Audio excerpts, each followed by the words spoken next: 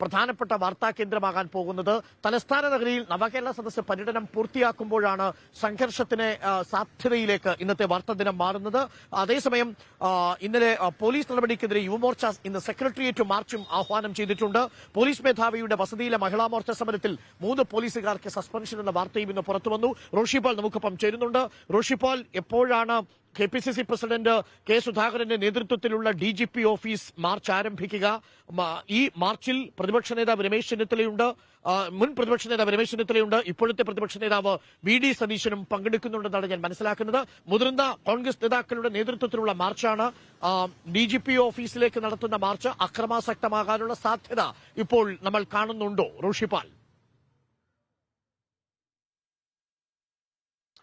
അരുൺകുമാർ, കഴിഞ്ഞ ദിവസങ്ങളിലൊക്കെ നവകേരള സദസ്സിൽ മുഖ്യമന്ത്രിക്കെതിരെ കരിങ്കൊടി പ്രതിഷേധം നടത്തിയ യൂത്ത് കോൺഗ്രസ് പ്രവർത്തകരെ പോലീസും ഡിവൈഎഫ്ഐ പ്രവർത്തകരും ആക്രമിച്ചു എന്നാരോപിച്ചാണ് ഇത്തരമൊരു പ്രതിഷേധം പോലീസ് ആസ്ഥാനത്തേക്ക് കോൺഗ്രസ് നേതൃത്വത്തിൽ നടത്തുന്നത്. അതുകൊണ്ട് തന്നെ ഈ ഒരു പ്രതിഷേധ മാർച്ചിൽ വൈകാരികമായ പ്രകടനം ഉണ്ടാകുമെന്ന കാര്യത്തിൽ സംശയമില്ല.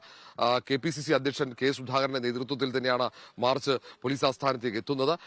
അതിനൊപ്പം മുൻ പ്രതിപക്ഷ നേതാവ് രമേശ് ചെന്നിത്തല അടക്കം മാർച്ചിൽ പങ്കെടുക്കുന്നുണ്ട്. പ്രതിപക്ഷ നേതാവ് VD സതീശൻ എത്തുന്നു.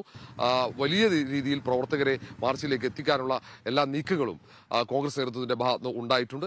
അതുകൊണ്ട് തന്നെ സംഘർഷ സാധ്യതയും കൂടുതലാണ്. കാരണം ഇന്നലെയും യൂത്ത് കോൺഗ്രസ് പ്രവർത്തകർക്കെതിരെ പലയിടങ്ങളിലും ആക്രമണം നടന്നിട്ടുണ്ട്. അതുകൊണ്ട് തന്നെ അത്തരമൊരു പ്രതികരണം കോൺഗ്രസ് പ്രവർത്തകരുടെ ഭാഗത്ത് നിന്ന് ഉണ്ടാകാൻ സാധ്യതയുണ്ട്.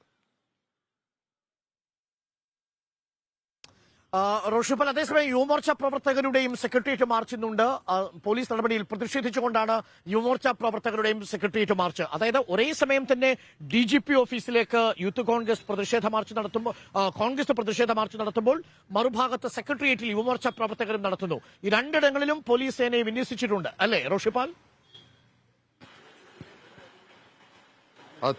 തീർച്ചയായും അത്തരത്തിൽ തന്നെയാണ്. നമുക്കൊന്ന് ഇപ്പോൾ പ്രതിപക്ഷ നേതാവിന്റെ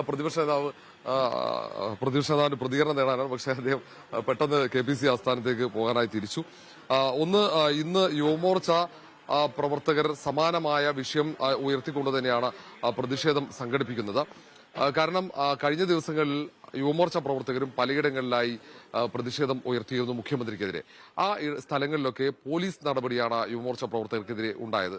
ചിലയിടങ്ങളിൽ DYFI പ്രവർത്തകരുമായി യുവമോർച്ച പ്രവർത്തകർ നേരിട്ട് ഏറ്റുമുട്ടുന്ന സാഹചര്യമുണ്ട്. ഈ ഒരു പശ്ചാത്തലത്തിൽ കൂടിയാണ് പോലീസ് DYFI പ്രവർത്തകർക്ക് തങ്ങളുടെ പ്രവർത്തകരെ ആക്രമിക്കാനുള്ള സാഹചര്യം ഒരുക്കി കൊടുത്തു എന്നടക്കമുള്ള ആരോപണങ്ങൾ ഉന്നയിച്ച് യുവമോർച്ച സംസ്ഥാന കമ്മിറ്റിയുടെ നേതൃത്വത്തിൽ പ്രഫുൽ കൃഷ്ണന്റെ നേതൃത്വത്തിലാണ് ഇന്ന് സെക്രട്ടേറിയറ്റ് മാർച്ച്. ഏതാണ്ട് 12 മണിയോടെയായിരിക്കും സെക്രട്ടേറിയറ്റിലേക്ക് ഈ മാർച്ച് എത്തിച്ചേരുക.